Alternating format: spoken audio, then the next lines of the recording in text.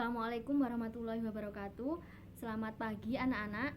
Baiklah, sebelum kita memulai pelajaran pada pagi hari ini, marilah kita berdoa terlebih dahulu supaya pelajaran yang akan kita laksanakan berjalan dengan lancar. Berdoa mulai. Selesai. Baiklah, karena kita tadi sudah absen di e-learning dan juga di WA, sekarang saya akan memperkenalkan diri terlebih dahulu. Perkenalkan, nama saya Lita Sunalatifah. Saya mahasiswa S1 Tadris Biologi IAIN Jember. Saya berasal dari Banyuwangi. Nah, di sini saya diberi kesempatan untuk 5 kali pertemuan ke depan belajar bersama kalian. Tentunya pada mata pelajaran biologi pada bab protista dan jamur. Seperti itu. Nah, untuk selanjutnya pada pertemuan kali ini kita akan membahas tentang protista. Tujuan pada pembelajaran kita setelah mengikuti pembelajaran, setelah kita belajar bersama-sama, nantinya kita diharapkan dapat menjelaskan apa itu ciri-ciri umum protista, kemudian kita dapat menjelaskan klasifikasi protista, kemudian kita juga dapat menjelaskan apa itu protista mirip hewan, protista mirip jamur, dan juga protista mirip tumbuhan, seperti itu. Nah, untuk selanjutnya saya akan menjelaskan bagaimana mekanisme pertemuan kita pada pelajaran kali ini.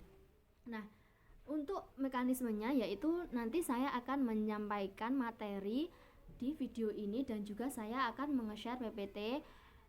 Tapi untuk penjelasannya pada video ini, kemudian setelah saya selesai menjelaskan materinya, nantinya semua siswa kalian wajib membuat satu pertanyaan. Nah, nanti saya akan menunjuk beberapa dari kalian untuk menyampaikan pertanyaannya baik di WA group atau di e-learning juga bisa. Nantinya siswa yang tidak saya tunjuk untuk menyampaikan pertanyaannya bisa menjawab pertanyaan temannya, ataupun yang belum paham juga nanti bisa bertanya, seperti itu.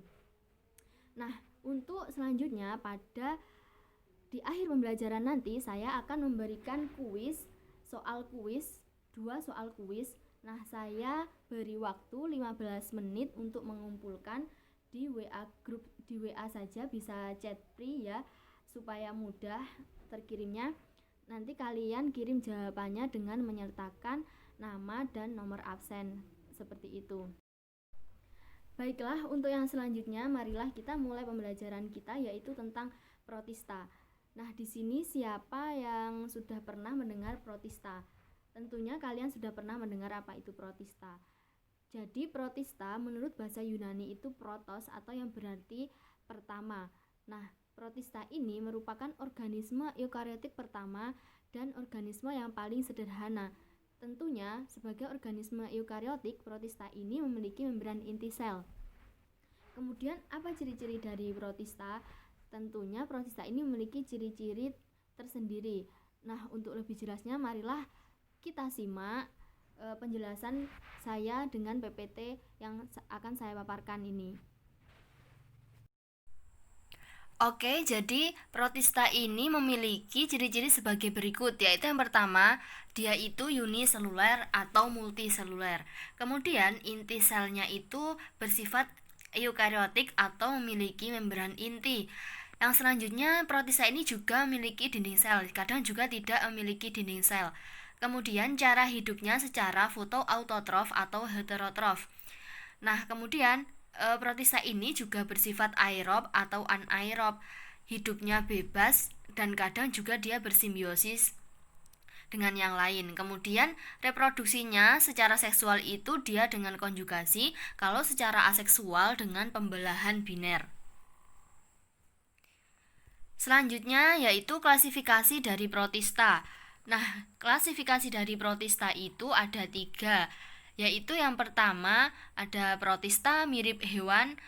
Protista mirip hewan ini adalah protista heterotrof yang memperoleh makanan dari organisme lain dengan cara menelan atau memasukkan makanan tersebut ke dalam sel tubuhnya atau intraseluler. Sedangkan protista mirip jamur adalah protista fotoautotrof yang dapat membuat makanannya sendiri dengan cara fotosintesis. Kalau protista mirip tumbuhan atau seperti tumbuhan itu adalah protista heterotrof yang memperoleh makanan dari organisme lain dengan cara menguraikan atau menelan atau biasa disebut dengan fagositosis makanan. Baik, untuk yang pertama kita akan membahas tentang protista mirip hewan atau protozoa. Nah, dia ini memiliki ciri-ciri sebagai berikut. Dia itu uniseluler dengan ukuran tubuh sekitar 10-200 mikrometer. Dia tidak memiliki dinding sel. Umumnya bersifat heterotrof dan hanya sebagian kecil yang bersifat autotrof. Kemudian hidupnya itu bebas atau sebagai parasit bagi organisme lain. Nah, reproduksinya secara aseksual dengan pembelahan biner. Kalau reproduksi seksualnya dengan konjugasi. Sebagian besar protista mirip hewan atau protozoa ini memiliki alat gerak. Lanjut, berdasarkan alat geraknya, protista ini dibagi menjadi 6, yaitu yang pertama rhizopoda, kemudian yang kedua actinopoda, yang ketiga foraminifera, yang keempat zooflagellata, yang kelima ciliata, dan yang terakhir adalah sporozoa. Nah, untuk yang pertama kita akan membahas tentang rhizopoda. Apa itu rhizopoda? Rhizopoda adalah protozoa yang bergerak dengan kaki semu.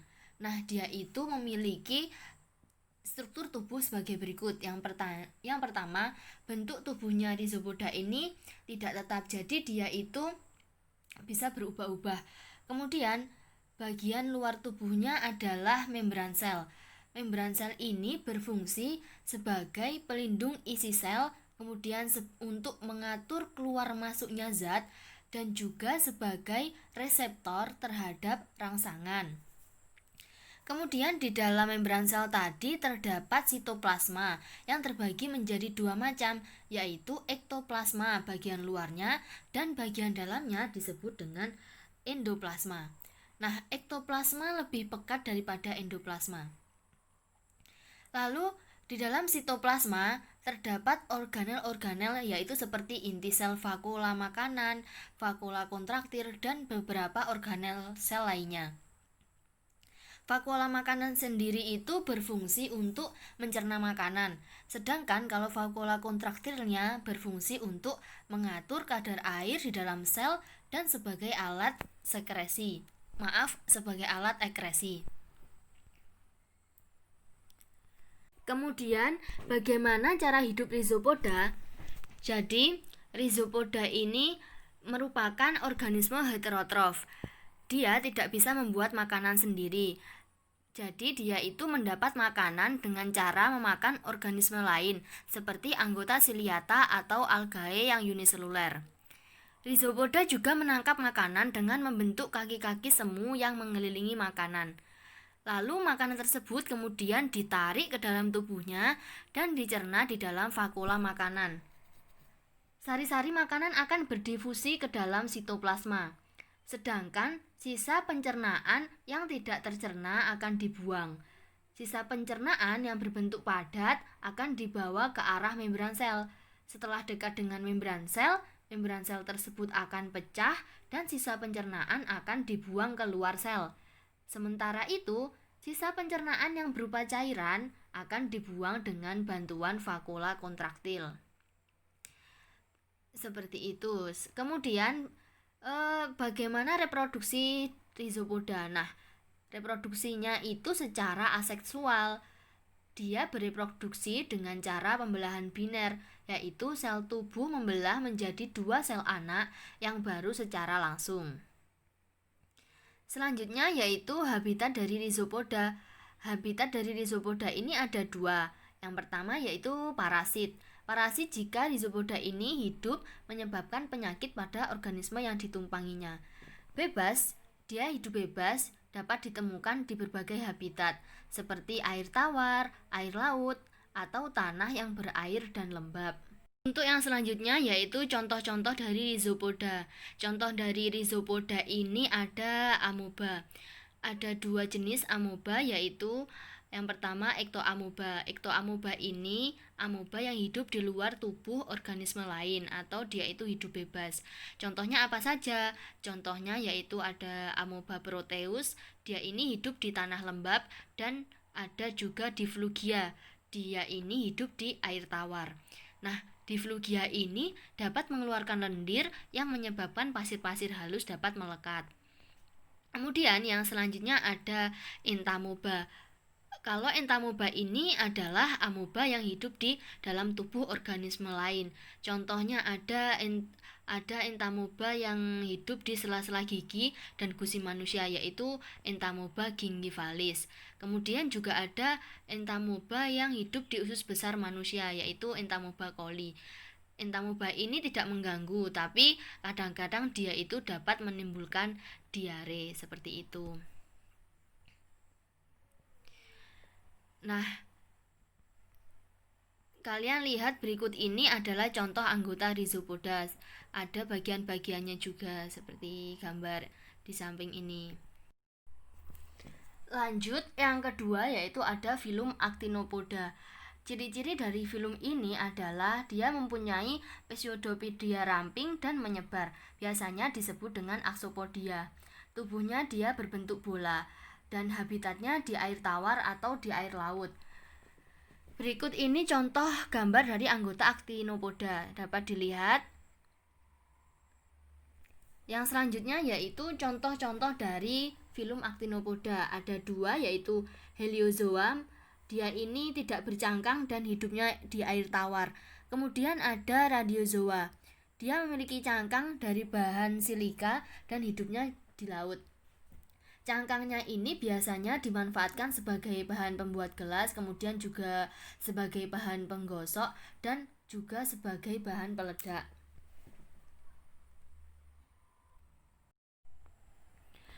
Lalu untuk yang selanjutnya ada filum Foraminifera. Ciri-ciri dari filum Foraminifera ini sebagai berikut, yaitu yang pertama, tubuhnya dilindungi oleh cangkang dari zat kapur dan silika. Cangkang ini berwarna cerah dan pada permukaannya terdapat lubang-lubang kecil. Kemudian dia juga memiliki gerakan yang sangat lambat. Hidup dari Foraminifera ini berada di laut dan menempel di bebatuan atau sebagai plankton. Nah, cangkangnya dapat digunakan sebagai penunjuk sumber minyak bumi dan penentu umur relatif batuan sedimen laut. Contoh dari filum ini ada Globigerina dan Polistemela. Gambarnya dari anggota Foraminifera dapat dilihat dia memiliki cangkang dan pseudopodia seperti gambar di samping ini ya. Lanjut, yang selanjutnya ada filum Zooflagellata. Dia ini memiliki ciri-ciri bentuk tubuh mirip dengan sel leher porifera.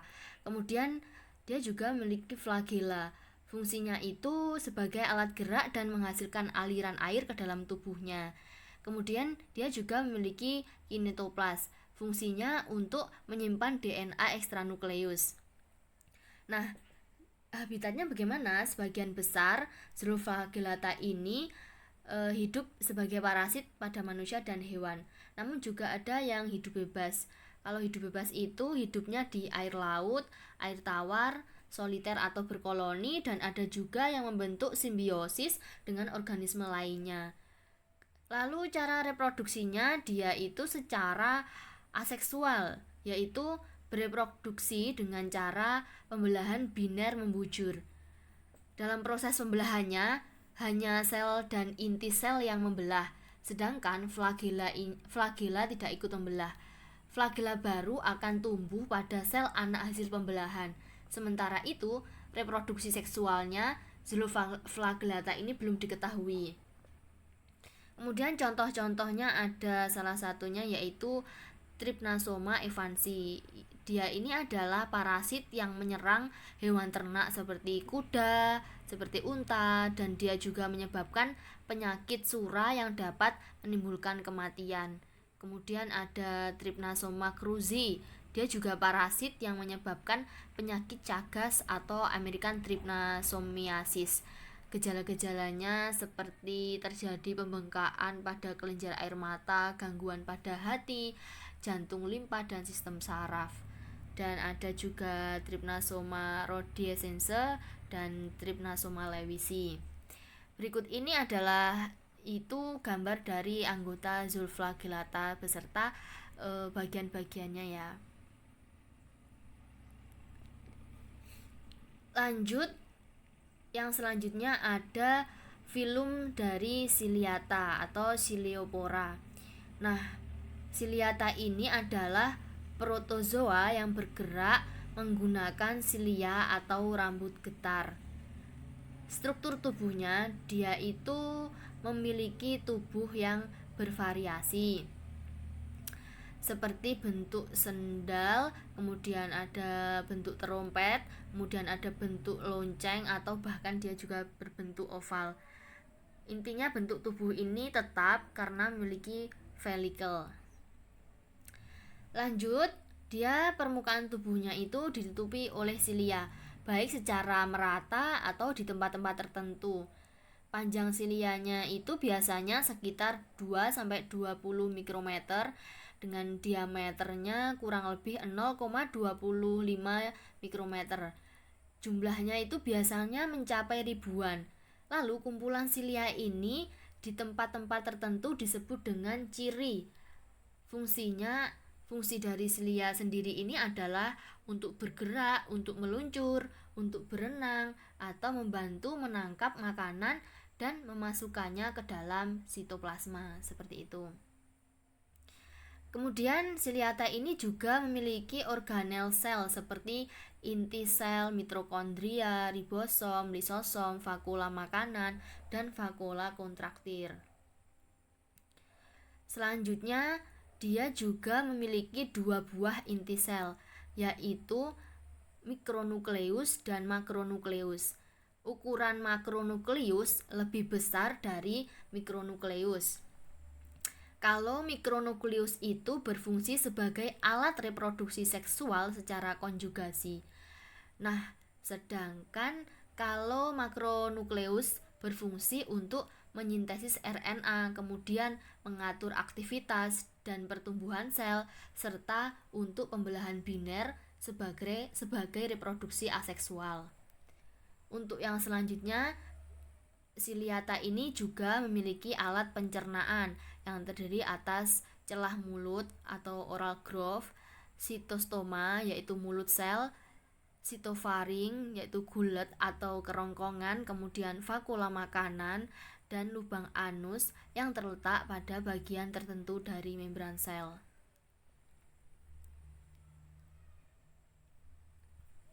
Nah, bagaimana cara reproduksi dari Ciliata ini? Ciliata ini dapat bereproduksi secara aseksual dan seksual. Reproduksi secara aseksualnya dia dengan pembelahan biner. Sedangkan kalau reproduksi secara seksualnya dilakukan dengan konjugasi. Contohnya itu pada paramecium. Berikut ini adalah gambar dari struktur sel paramecium. Seperti ini. Baik, untuk yang selanjutnya, bagaimana tahap-tahap dari proses konjugasi yang dilakukan oleh paramecium? Dapat dilihat pada gambar, terdapat 8 tahap, yaitu mulai gambar A sampai H. Dapat dilihat pada gambar A terlebih dahulu, yaitu 2 paramecium yang akan melakukan konjugasi. Mereka saling mendekat dan berdekatan pada bagian tubuhnya. Di dalamnya terdapat makronukleus dan mikronukleus diploid. Selanjutnya, tahap B.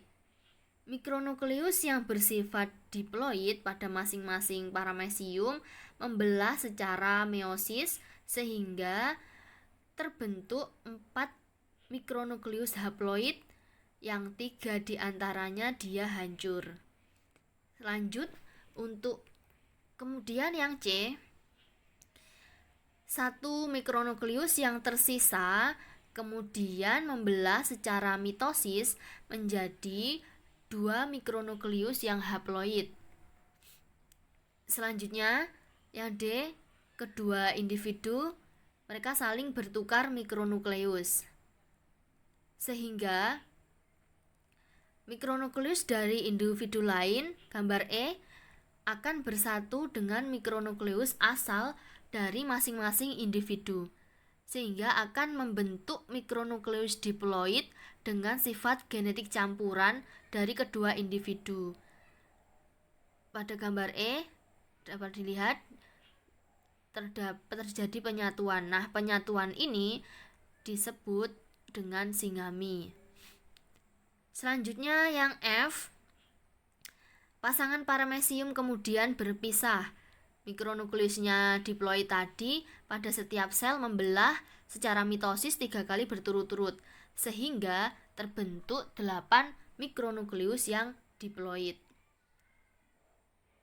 Kemudian pada tahap G, mikronukleus yang asli pada masing-masing sel akan hancur. 4 mikronukleus diploid akan berkembang menjadi 4 makronukleus diploid yang baru dengan cara replikasi DNA berulang-ulang. 4 mikronukleus diploid lainnya tetap sebagai mikronukleus diploid. Selanjutnya untuk tahap H, mereka setiap sel kemudian membelah 2 kali tanpa disertai pembelahan nukleus. Dengan demikian, setiap sel akan menghasilkan 4 sel anak identik yang memiliki 1 mikronukleus diploid dan 1 makronukleus diploid. Yang terakhir, jadi dari 1 kali konjugasi antara 2 sel paramecium akan dihasilkan 8 sel anak diploid dengan kombinasi kromosom antara kedua induknya. Nah, berikut ini adalah gambar beberapa anggota Ciliata. Ada Acinetto, Coleps, Didinium, Bursania, Paramecium, dan lain-lain yang ada di bawah itu. Lanjut untuk yang selanjutnya, yaitu ada filum Sporozoa. Nah, filum Sporozoa ini adalah protozoa yang tidak memiliki alat gerak. Dia ini memiliki bentuk seperti spora pada salah satu tahap dalam siklus hidupnya. Kemudian struktur tubuh sporozoa ini adalah bentuknya dia bulat, panjang atau oval. Lalu dia tidak memiliki alat gerak, tetapi dia itu dapat berpindah dari jaringan satu ke jaringan lain dalam tubuh inang melalui aliran darah. Lalu dia juga memiliki sebuah nukleus tanpa vakula kontraktil. Dia juga dapat membentuk kista berdinding tebal saat berada di dalam usus vektor. Untuk cara hidupnya, sporozoa ini seluruh anggotanya hidup sebagai parasit pada manusia dan hewan seperti burung, reptil, dan rodentia.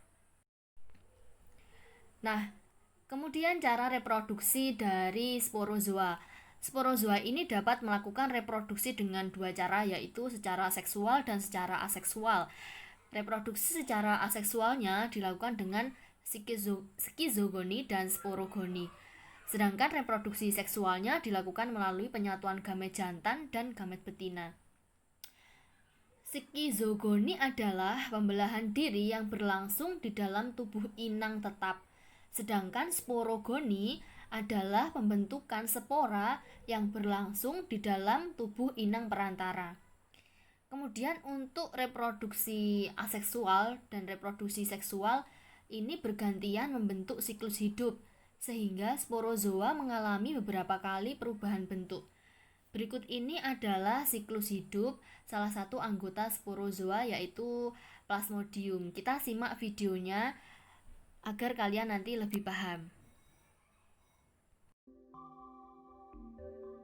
Plasmodium pada manusia menyebabkan penyakit malaria yang ditularkan oleh nyamuk Anopheles. Ketika nyamuk Anopheles betina menghisap darah manusia, nyamuk tersebut mengeluarkan air liur. Jika nyamuk terinfeksi Plasmodium, maka Plasmodium pada fase sporozoid akan ikut terbawa bersamaan air liur masuk ke dalam tubuh manusia. Sporozoid kemudian mengikuti aliran darah menuju hati dan menetap di dalam sel-sel hati selama lebih kurang selama 3 hari. Setelah 3 hari, sporozoid keluar dari organ hati, disebut dengan istilah merozoid. Merozoid kemudian menyerang dan memasuki sel-sel darah merah. Di dalam sel darah merah, merozoid mulai membesar sebagai sel yang diistilahkan dengan trofozoid cincin. Kemudian inti trofozoid membelah secara aseksual, sehingga membentuk fase baru yang disebut sizogoni yang berisi beberapa inti. Selanjutnya sizogoni membelah dan menghasilkan merozoid.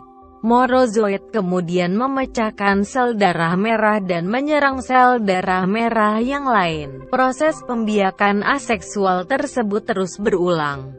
Ketika sel-sel darah merah penderita pecah, hal ini menyebabkan penderita mengalami demam dan menggigil. Setelah satu periode sizogoni, di antara merozoid ada yang berubah menjadi gametosit jantan dan gametosit betina, yaitu bentuk persiapan untuk menjadi gamet jantan dan gamet betina. Ketika darah penderita dihisap oleh nyamuk Anopheles dan gametosit ikut terisap, maka siklus hidup plasmodium berlanjut dengan stadium gamagoni. Gametosit masuk ke dalam usus nyamuk dan berubah menjadi mikrogamet atau gamet jantan dan makrogamet atau gamet betina. Proses ini disebut gametogonia atau gametogenesis. Mikrogamet dan makrogamet melebur menjadi satu di dalam usus nyamuk sehingga terbentuklah zigot. Zigot selanjutnya menembus dinding usus dan berubah menjadi oosista. Di dalam oosista, zigot akan membelah berulang kali sehingga terbentuk sel sporozoid. Jika telah matang, oosista akan pecah sehingga sporozoid tersebar ke seluruh tubuh nyamuk, di antaranya ke dalam kelenjar ludah. Apabila nyamuk tersebut menghisap darah manusia, nyamuk akan melepaskan sporozoid ke dalam darah manusia dan siklusnya tetap berlanjut.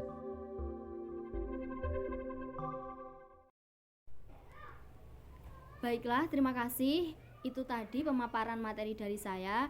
Untuk yang selanjutnya, jika ada yang mau ditanyakan atau ada yang kurang paham, kita lanjut ke WA group atau ke e-learning. Kemudian nanti kalian selanjutnya bisa menyiapkan satu pertanyaan saja, dan nanti saya akan menunjuk beberapa dari kalian untuk memaparkan pertanyaan yang sudah kalian buat, seperti itu. Dan jangan lupa juga nanti di akhir pembelajaran kita akan mengadakan kuis. Sekian dari saya. Mohon maaf atas segala kesalahan dan terima kasih atas perhatiannya. Wabillahi taufik wal hidayah. Wassalamualaikum warahmatullahi wabarakatuh.